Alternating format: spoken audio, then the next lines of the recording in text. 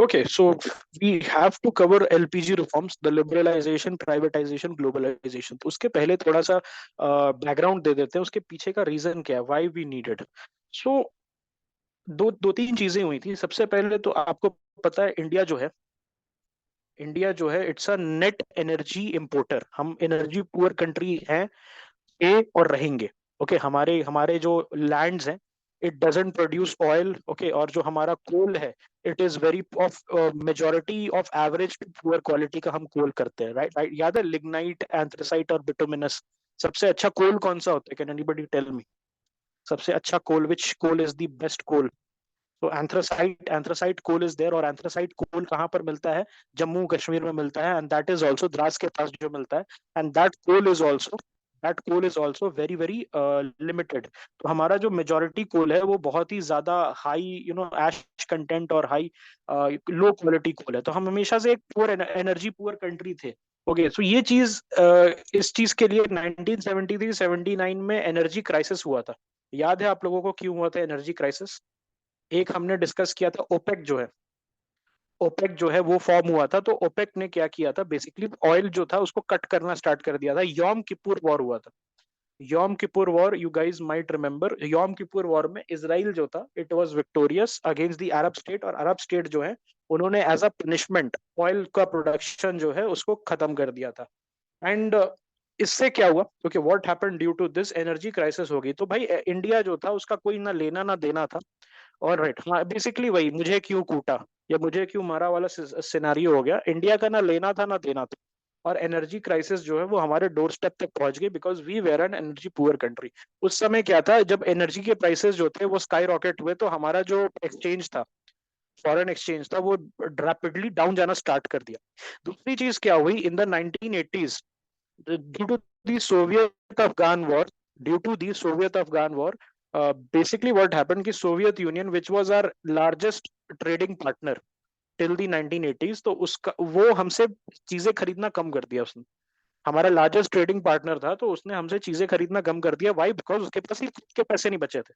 Right, खुद के पैसे नहीं बचे थे उसके पास, सोवियत यूनियन के पास. तो अब भाई हमारा जो सामान था, वेस्टर्न वर्ल्ड हमसे गुस्सा था. वेस्टर्न वर्ल्ड हमने वेस्टर्न वर्ल्ड को एंटोगनाइज कर दिया. दूसरी चीज थी, मैन्युफैक्चरिंग बेस हमारा पुअर था. We use to poor very limited quota of things. और जो लिमिटेड कोटा था उसको भी खरीदने के लिए कोई नहीं था. तो उससे क्या हुआ, एक BOP, what is that, balance of payment crisis के तरफ हम स्टार्ट कर दिए चलना. और दिस वाज नॉट ओवरनाइट. ऐसा नहीं हुआ कि एक दिन हमारे पॉलिटिशियंस और ब्यूरोक्रेट्स उठे और उनको पता चला बीओपी क्राइसिस है. BOP crisis actually started in 1981. 1981-82 में इंदिरा गांधी जब थी प्राइम मिनिस्टर, तभी पता चल गया था हमें कि भाई बीओपी में गड़बड़ है. एनर्जी क्राइसिस की वजह से इंपोर्ट्स का प्राइसेस बढ़ गया था. और एक्सपोर्ट्स, सोवियत यूनियन जो हमारा मेजर एक्सपोर्ट एब्जॉर्ब कर लेता था, सोवियत यूनियन उस समय जो भी हम एक्सपोर्ट करते थे उसको एब्जॉर्ब कर लेता था. लेकिन सोवियत यूनियन बोला कि भाई देखो, अफगान वॉर में मेरा बहुत खर्चा हो रहा है, मैं तुमसे अब सामान नहीं खरीद सकता. हमारा एक्सपोर्ट्स डाउन जा रहा था, इम्पोर्ट्स दिन पर दिन ऊपर जा रहा था. ऑलराइट, बेसिकली तो बीओपी क्राइसिस स्टार्टेड हैपनिंग. और 1980 से ही इंदिरा गांधी के समय से हमें पता चल गया था. This got to the peak, the BOP crisis जो है, this got to the peak during Rajiv Gandhi tenure. उस समय जो था एक्चुअली में, it was a situation of emergency, कि अगर हमने कुछ नहीं किया 19 राजीव गांधी के टेन्योर में, तो इट वुड हैव बैकफायर. तो राजीव गांधी के समय हमने थोड़े से रिफॉर्म स्टार्ट कर दिए थे, which was in line with the perestroika and the glasnost reforms. हमने सोवियत यूनियन को देखा कि यार ये जो हमारा बॉस है, हमारा जो बिग बॉस है, वो तो यार खुद वो बोल रहा है कि मैं कैपिटलिस्ट इकोनॉमी बनूंगा थोड़े दिन में. गोरबाचेव के अंदर, इफ गाइस रिमेंबर, गोरबाचेव ने पेरेस्ट्रोइका और ग्लासनोस्ट स्टार्ट किया था. तो राजीव गांधी ने भी बोला कि ठीक है. He was being guided by people like Sam Pitroda. Sam Pitroda जो है, who was considered as the father of Indian telecommunication revolution. तो सैम पिट्रोडा ने राजीव गांधी वगैरह को बोला कि सर आप ऐसा करो कि जो अपनी इकोनॉमी है उसको भी हम थोड़ा सा ओपन कर देते हैं. तो हमने कुछ थोड़े बहुत रिफॉर्म्स किए, लेकिन वो रिफॉर्म्स ऐसे थे जिनका कोई इम्पैक्ट नहीं हुआ. बीओपी क्राइसिस जो है वो कंटिन्यूड रहा. BOP crisis specially in the former Soviet sphere of influence, in the former Soviet sphere of influence, जैसे कंट्रीज लाइक रोमानिया. रोमानिया के प्रेसिडेंट को तो और उसकी वाइफ को तो जान से मार दिया उन्होंने, इतना वहां पर क्राइसिस हो गया था। उसका नाम था निकोलाई चाउसेस्कू। तो निकोलाई चाउसेस्कू जो है उसको घर से निकाल के और उसको मशीन गन से मार दिया, इतना वहां पर मेजर क्राइसिस स्टार्ट हो गया था। In the erstwhile North Korea में भी क्राइसिस स्टार्ट हो गया। North Korea which was enjoying higher productivity level compare to South Korea, वहां पर भी चीजें बिगड़नी स्टार्ट हो गई। क्यूबा में which was a USSR ally, वहां पर चीजें बिगड़नी स्टार्ट हो गई। यूगोस्लाविया में आपने देखा, हमने डिस्कस किया था बाल्कन वॉर्स, जो यूगोस्लाविया डिसइंटीग्रेशन में, वहां पर भी एक रीजन था of disintegration that the economic problem started happening. So all the major communist countries, they started getting these problems.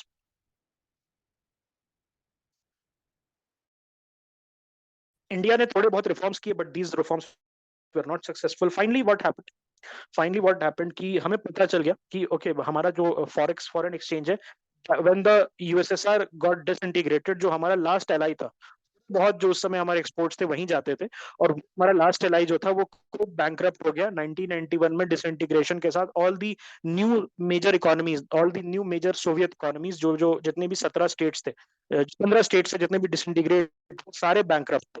तो हम कहीं जा नहीं सकते थे, हम कहीं जा नहीं सकते थे। तो अब हमें क्या पता चला कि एक तरफ हमारा बीओपी में दो खाने होते हैं, एक जो हमारा खाना होता है वो इम्पोर्ट का खाना होता है, और एक होता है एक्सपोर्ट का खाना होता है। It has to be balanced. मतलब अगर आपके तरफ से इम्पोर्ट से मान लो 5 रुपीज निकल रहा है, तो यहाँ पर भी 5 रुपए आने चाहिए बाहर से, तो इसको हम बोलेंगे the BOP is in equilibrium. लेकिन उस समय क्या था, 5 रुपए निकल रहे थे, 0 रुपीज आ रहे थे, तो हमारा जो था, हम डेट लेने के चक्कर में पड़ गए, -5 रुपीज हमारा टोटल वो था। Hypothetically speaking, I am not coating the exact value, लेकिन इम्पोर्ट जो था वो दिन पर दिन बढ़ते जा रहा था, because oil was getting very very, basically oil was getting very very expensive, और हम एनर्जी पुअर कंट्री थे। दूसरी चीज थी, हमारा एक्सपोर्ट कोई खरीद नहीं रहा था। ओके, डेट हमारा बढ़ते जा रहा था। वाई? बिकॉज जो बीओपी है उसको सर्विस करने के लिए हमें डेट लेना पड़ रहा था, हमें डेट कंटिन्यूअसली लेना पड़ रहा था। दूसरी चीज थी कि Iran Iraq war, Iran Iraq war के वजह से जो दो मेजर ऑयल प्रोड्यूसिंग नेशंस थे, ईरान और Iraq, both of them got off the market, उनका जो ऑयल था बेसिकली, और पर्शियन गल्फ से जो यूएई का ऑयल आता है। एक और चीज आपको ध्यान रखनी है कि ईरान इराक वॉर में एक और चीज हुई थी कि पर्शियन गल्फ बंद हो गया था, और पर्शियन गल्फ से नॉट ओनली ईरान इराक का ऑयल जाता था, ईरान इराक तो were major producers, Iran Iraq का ऑयल तो जाता ही था। दूसरी क्या चीज थी, यूएई का oil, that also got off the market, because UAE के टैंकर जैसे ही जाते थे उनको खत्म कर दिया जाता था, उनको रोक लिया जाता था, उनको कैप्चर कर लिया जाता था।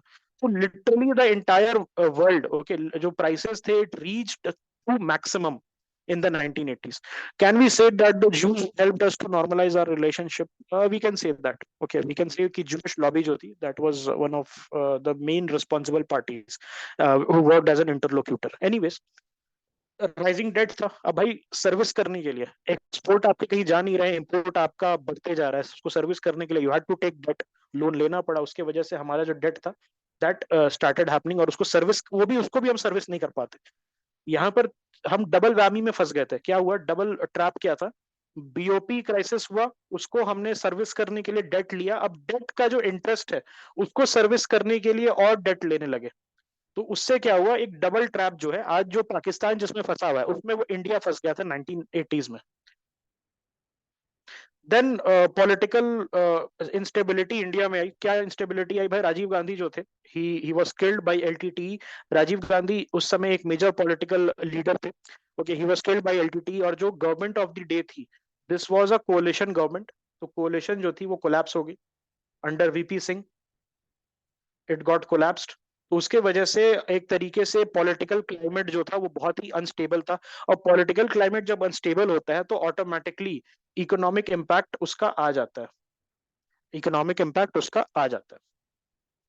BOP crisis start happened, then IMF को हमने अप्रोच किया। बीओपी क्राइसिस मैंने आपको बहुत डिटेल में समझा दिया, और हमारे पास finally 3 weeks of imports, 3 weeks of import को कवर करने के लिए हमारे पास पैसे बचे थे।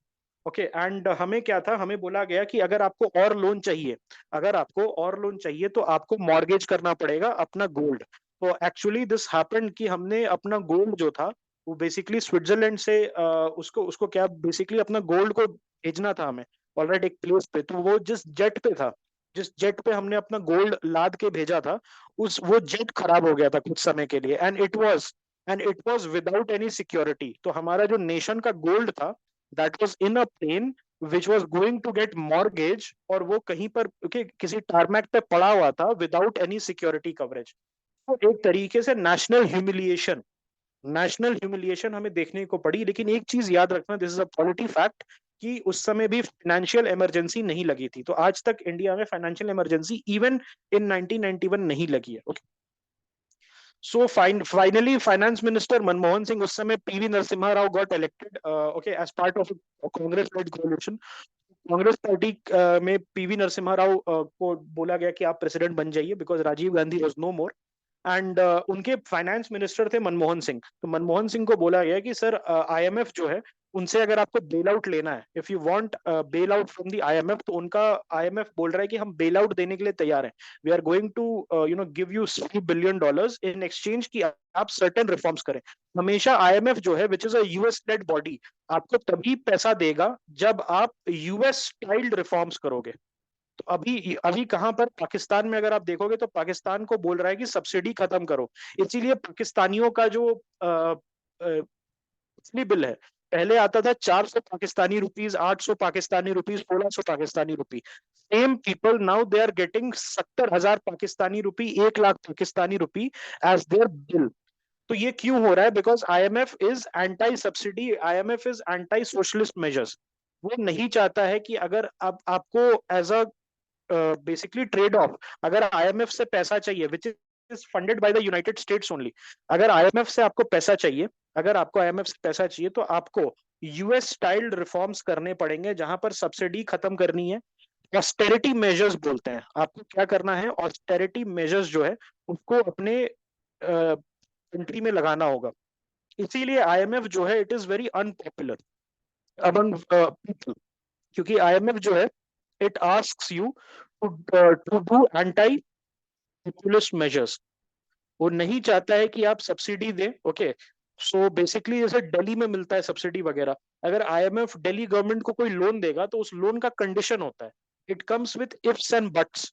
ऑल राइट, कि अगर आपको आईएमएफ का बेल आउट चाहिए, आईएमएफ का पैकेज चाहिए, all right, which is sponsored by the United States of America. Okay, world bank का लोन एड होता है, this is the world bank loan. आपको या तो बहुत लो 1%, 0%, या फिक्स्ड कॉस्ट पे मिल जाता है। और उसको दूसरी चीज होती है, वर्ल्ड बैंक का लोन रिस्ट्रक्चर हो सकता है। Okay, it's like world bank, देखो एक चीज बताता हूँ, अगर क्वेश्चन पूछा है तो it's a good question, just I clear the confusion. Suppose Brayton would sister दो होती हैं, कौन कौन सी होती हैं? एक होता है वर्ल्ड बैंक, और एक होता है आईएमएफ। आईएमएफ का लोन होता है, वो मार्केट रेट पे मिलता है, मतलब जितना मार्केट रेट है, 6 से 7% या 8%, whatever the percentage is there, okay, उस पे मिलता है। एंड आईएमएफ का लोन होता है, this is for monetary restructuring. वो कोई स्कूल बनाने के लिए, कोई इस टाइप की चीजों के लिए नहीं होता है। This is not to make something tangible. This is not to make some capital expenditure for schools or hospital. IMF का loan is for stabilization of your monetary policy. World Bank जो है, जब तक, so suppose you want World Bank loan, इसके लिए आपको IMF का member बनना पड़ेगा, देन ओनली वर्ल्ड बैंक का आप मेंबर बन सकते हो। तो यहाँ पर देख लो, अब Brayton would sister is controlled by the United states. तो यूनाइटेड स्टेट्स ये बोलता है कि ठीक है, वर्ल्ड बैंक जो है, which provides loan for building schools and hospitals and dams, और वो जो लोन प्रोवाइड करता है, दिस इज फॉर 1 to 2%, और मे बी फॉर 0%, और may be as an aid, जिसको आपको वापस नहीं करना है। और ये बहुत लुक्रेटिव है, देख लो, सभी को चाहिए ना, 1 से 2%, 0% वाले एड जो है, वो सभी को चाहिए। लेकिन उसके लिए, उसके पीछे का क्या कंडीशन है? That you have to join the IMF first, then only world bank जो है, वो आपको मेंबर रखेगा। और आईएमएफ जो लोन देता है, that is for from the market rate. दूसरे बैंक्स आपको जिस परसेंटेज पे लोन देंगे, आईएमएफ आपको उसी परसेंटेज पे लोन देगा। लेकिन डिफरेंस क्या है between the loans of normal banks and IMF? IMF can give you a lot of loan. मतलब अगर आप मार्केट में है, 5 बिलियन, $10 बिलियन के लोन में, कोई प्राइवेट बैंक उतना अफोर्ड नहीं कर सकता है। तो आईएमएफ का जो लोन है, this is it is on a massive scale, but it is for stabilization of your monetary policy. अगर आपका foreign reserve exchange, okay, foreign exchange reserve जो है, दैट इज गेटिंग dwindled, तो आप आईएमएफ से लोन ले सकते हो। लेकिन आईएमएफ का जो लोन है, इट कम्स विथ कंडीशंस, कि आप जो अपने कंट्री है उसमें आप रिफॉर्म्स करोगे, फ्री मार्केट रिफॉर्म्स करोगे। उसके पीछे का रीजन क्या है? एक इंटीग्रेट करना विद द ग्लोबलाइज्ड वर्ल्ड। और ग्लोबलाइज्ड वर्ल्ड को कौन डिक्टेट करता है? United states. United states dictate करता है। दूसरी चीज क्या है कि आईएमएफ ये भी देखो, एक अच्छी बात भी है कि आईएमएफ ये चाहता है कि आप लोन लें एक बार, तो उसको पेमेंट करने की कैपेसिटी बिल्ड कराना चाहता है आपके अंदर। क्योंकि सपोज आप यू आर गिविंग रेवड़ीज, रेवड़ी कल्चर आपके कंट्री में चल रहा है, यू आर गिविंग सब्सिडीज, और आईएमएफ से $10 बिलियन का लोन आपने ले लिया, और फिर आईएमएफ को दूसरे दिन जाके बोल रहे हो कि भाई आईएमएफ जो है, मैं तो आपको कुछ दे नहीं पाऊंगा, बिकॉज सारी जो आपने लोन दी थी मैंने उसको यूज कर दिया रेवड़ी बांटने में। ओके, सो ये चीज आपको समझ आई? किसी को भी डाउट है इसमें? This is a very important economics point. Okay, economy का पॉइंट है। कोई है आप में से जिसको नहीं समझ में आया? मैं फिर से समझा दूंगा। किसी के लिए भी कंफ्यूजिंग हुआ? बोल दो। एवरीबडी गॉट इट तो हाँ बोल दो। Okay, that is different thing. United states है वो WTO का पार्ट हो गया। That is amber box, amber box subsidy, वो अलग पार्ट है। Alright, that is alright. दूसरी चीज है, ये समझ आ गया what is WB, what is IMF। I just recap it. IMF जो है, ब्रेटन वुड्स रिफॉर्म्स हुए थे 1944 के, तो ब्रेटन वुड्स में दो इंस्टीट्यूट बने थे, एक था IMF और WB, वर्ल्ड बैंक। और वर्ल्ड बैंक और IMF जो है, it is called Bretton Woods sisters, क्योंकि दो ब्रेटन वुड्स कॉन्फ्रेंस से दो इंस्टीट्यूट्स निकले थे, IMF और वर्ल्ड बैंक। और IMF जो है वो आपको लोन देता है on market rate, but it gives huge loans which normal banks can not give. लेकिन जो लोन होता है that is on market rate, and it is to stabilize your monetary policy, it is to stabilize your coffers. It is not to make tangible investments into the education and health sector.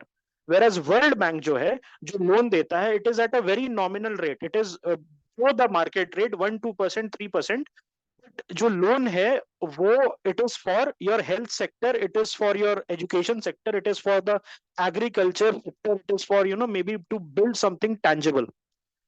लेकिन world bank का जो concessional interest rate है, कम interest rate है, उसको access करने के लिए उसको एक्सेस करने के लिए आपको पहले IMF का मेंबर बनना होगा। और IMF जो है, उसका मेंबर अगर आपको बनना है, या IMF से अगर आपको लोन लेने हैं, तो you would have to undergo austerity measures and measures which are in line with the globalized world. ये समझ में आया सभी को? बस yes और no बता दो, then we can move ahead. आ गया, ब्यूटीफुल। ये चीज आपको समझ आई हमारे साथ क्या हुआ था? अमेरिका ने क्या बोला? दो चीजें हुई थी। अमेरिका ने बोला कि IMF का लोन चाहिए। इंडिया ने बोला जी जी बिल्कुल चाहिए हमें यार, हमारे तो कुल हालत खराब है, 3 महीने का इंपोर्ट बचा है, हम कवर बचा है हमारे पास, तो आप हमें लोन दे दो। तो बोला बिल्कुल लोन देंगे, पहले अपना इकोनॉमी खोलो, लाइसेंस राज बंद करो, इकोनॉमी खोलो, and then we will give you loan. तो हमने बोला नहीं, हम नहीं खोलेंगे। तो बोला लोन भूल जाओ। ऑलराइट, लोन भूल जाओ। देन हमारी बात हुई, मनमोहन सिंह ने नरसिम्हा राव को समझाया कि अब करना पड़ेगा, कोई और चारा नहीं है हमारे पास। Okay, we will have to do it. अगर हम नहीं करेंगे तो हमारी इकोनॉमी बैंकरप्ट हो जाएगी, हम डिफॉल्ट कर जाएंगे, और we will not be able to support this 60-70 crore people. So Narasimha Rao finally said yes, and Manmohan Singh did a press conference जहां पर उन्होंने रेवोल्यूशनरी रिफॉर्म्स अनाउंस किए। उसमें foreign direct investment FDI allow कर दिया, लाइसेंसेस जो थे उसको खत्म, बहुत मेजोरिटी लाइसेंसेस को खत्म कर दिया गया। इस टाइप की चीजें जो थी, प्राइवेटाइजेशन वगैरह स्टार्ट हुए, जहां पर डिसइन्वेस्टमेंट स्टार्टेड हैपनिंग, बहुत सारे PSUs जो थे उनको बंद किया गया। आज तक ये डिसइन्वेस्टमेंट प्रोसेस चल रहा है। अभी एयर इंडिया को हमने बंद किया, BSNL का रिस्ट्रक्चरिंग हुआ, जहां पर majority of the BSNL uncles were told to retire. और ये सारी जो चीजें हैं, this is a reforms which started in the 1991। Okay, deregulation happened. Okay, नहीं उन्होंने नहीं किया था, इनिशियली बीजेपी ने नहीं किया था। ओके, एक्चुअली ऑपोजिशन धर्मा वो था, दूसरी चीज है। लेकिन उनका वो था, Swadeshi Jagran Manch is there, is something called Swadeshi Jagran Manch is there. तो उससे वो 1970s और 60s में बोलते थे that okay we need to do free market reforms, we need to. Jana Sangh जो है, जनसंघ जो था और Swatantra party, which were the primary opposition party to the Congress party, they always used to be in favor of free market economy. People like Atal Bihari Vajpayee, who were prominent politicians in the 60s and 70s, people like Subramaniam Swamy, okay, who was then a professor, then he became active in politics. They always used to say that we need free market reforms. Okay. Then deregulation happened, जहां पर government जो थे उसने private businesses पे बंद किया, FDI आया, control जो था गवर्नमेंट का प्राइवेट बिजनेसेस पे कम हुआ, एफडीआई आया बाहर से आके, ओके, बाहर से कंपनीज आई। Okay, so I still remember reading in a book, एक इन 1991, नहीं 1993 में, one fine day people got up to this news, जब लोग उठे सुबह में पेपर खुला तो they were shocked when they read IIM graduates offered 37,000 rupees per month salary, and this was given by foreign companies who came to India as part of the FDI reforms. तो ये जो IIM packages का craze है, ये आपके parents में कहां से आया? Because when they were young, in their late 20s and early 30s, तब उन्होंने देखा कि यार IIM वालों को 37,000 रुपए, भाई मेरी सैलरी कितनी है, 10,000 रुपए मंथली, और IIM वालों को कितनी मिल रही है, 37,000 रुपए, इसीलिए IIM जाओ बेटा और बाहर की कंपनी के लिए काम करो। So 1993 में people were shocked when they saw foreign companies who came to India as part of FDI, FDI restructuring and reform, offering salaries as high as 1 lakh rupee per month. उस समय unthinkable था, 1 लाख रुपए लोगों ने जिंदगी में ना देखी थी एक साथ, and their kids were earning now 50,000 70,000 rupees.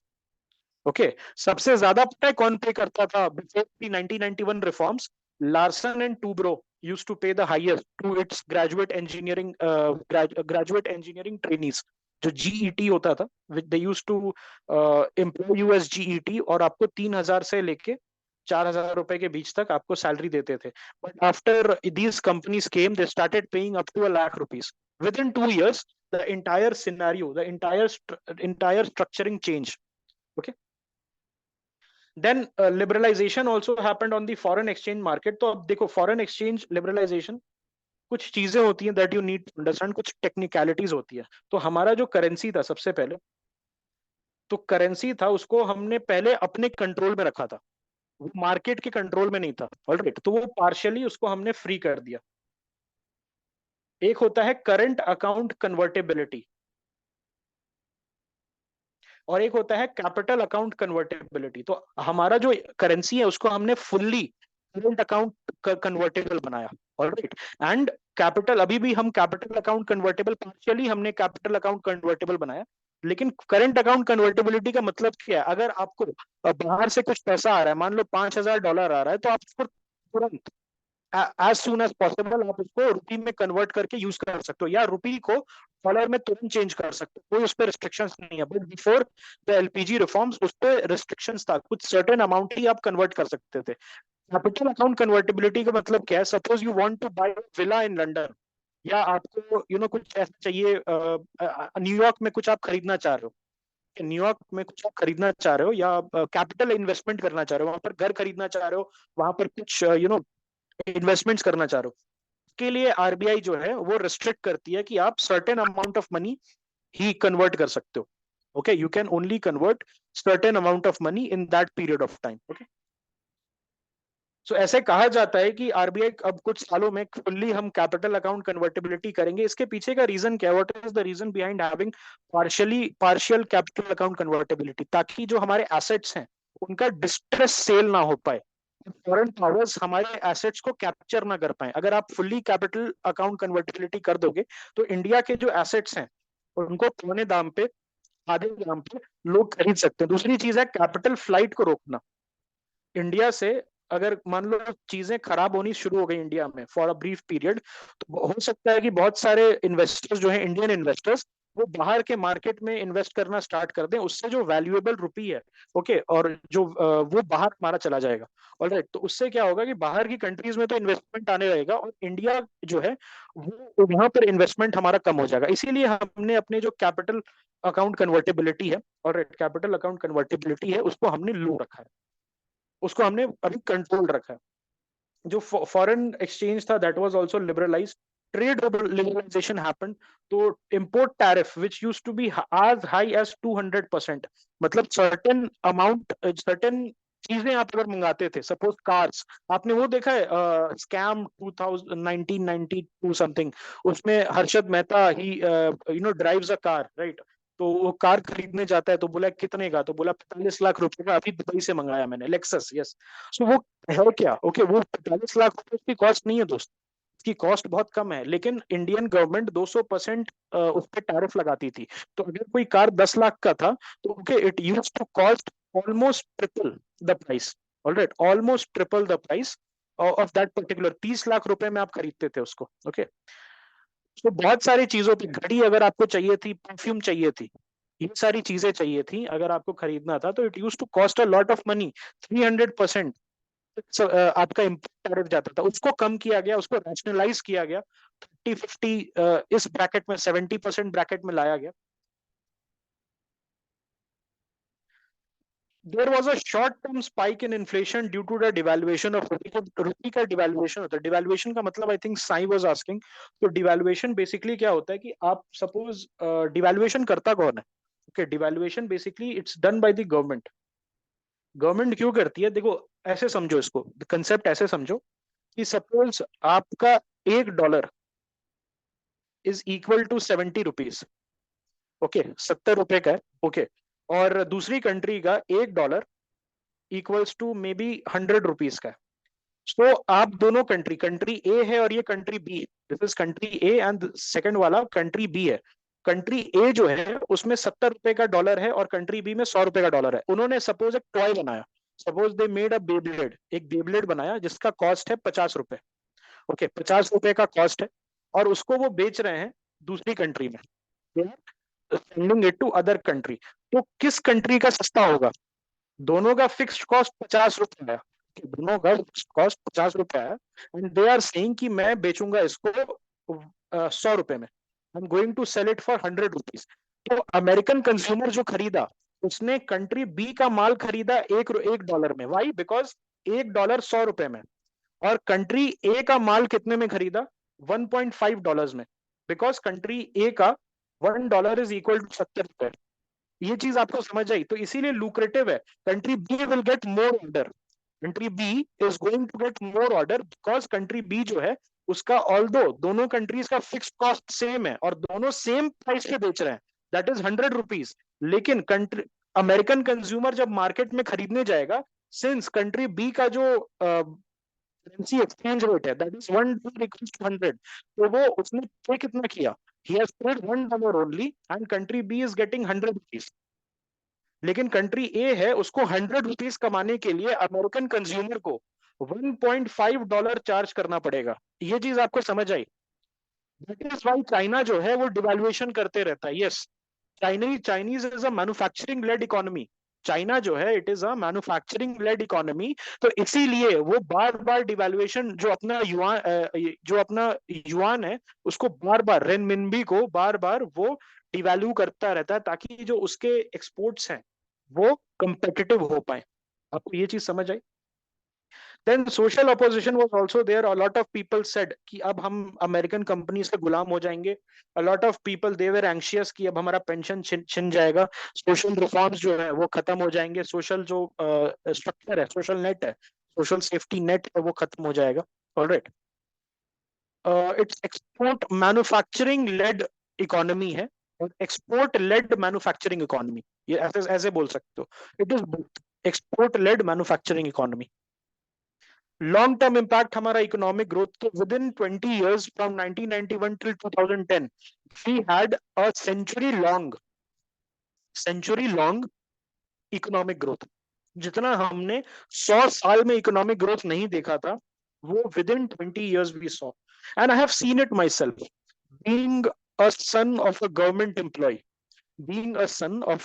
Employ, my father first salary was 8,000 rupees, 8,000 रुपए थी। और उस समय I still remember 2002-2003 as a 3-4 year old kid, it was very difficult, and it was not only difficult for me, it was difficult for all my friends, all of us where equally miserable. और हम India के साथ grow किए हैं। आज के date में same people, मेरे फादर ने 9,000 रुपए में स्टार्ट किया था, सेम इंडिविजुअल्स सेम रैंक में they are starting at a salary of 90,000 rupees. तो 10 गुना सैलरी में जंप हुआ है विद इन 30 ईयर्स, 25 ईयर्स। 25 साल के अंदर 10 गुना सैलरी हो गई है गवर्नमेंट एम्प्लॉयज की। और उसका तो क्या ही कहना, प्राइवेट सेक्टर तो आप छोड़ दो। प्राइवेट सेक्टर जहां पर 3,000 रुपए एलएनटी, लार्सन एंड टूब्रो 3,000 रुपए की सैलरी देती थी, तो उसके लिए मारा मारी होती थी कि कौन लार्सन एंड टूब्रो में काम करेगा। Okay, everybody wanted to work in Larsen and Toubro because 3,000 रुपए की सैलरी देती थी। आज के डेट में एक नॉर्मल सा स्टार्टअप आपको अच्छा पैकेज 30-40 लाख का पैकेज देके चला जाता है। सो ये पॉसिबल कैसे हुआ? It is because of these forms only. Service sector boom, आपको याद है Wipro, which companies? Wipro, W stands for Wipro, I stands for Infosys, TC stands for TCS. Okay, so which companies जितनी भी है, alright, which companies India, okay, India की जो economy है उसका कॉर्नर स्टोन बन चुकी है आज के डेट में। They are multi-billion-dollar company.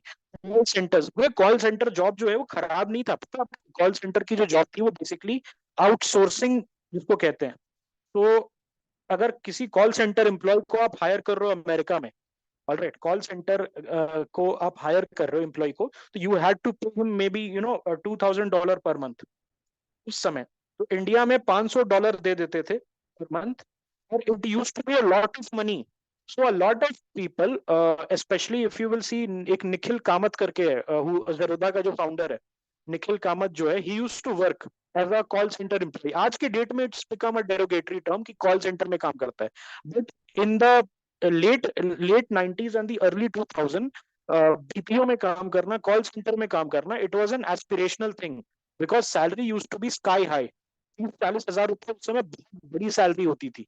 उस समय स्कूल टीचर की सैलरी, प्राइवेट स्कूल टीचर की सैलरी 3-4 हजार रुपए होती थी। और उस समय बीपीओ वाले जिनको अंग्रेजी आती थी 30-40 हजार रुपए मिल जाते थे। ओके, 30-40 हजार रुपए, $500 उस समय बहुत ज्यादा अमाउंट होता था, $500-600।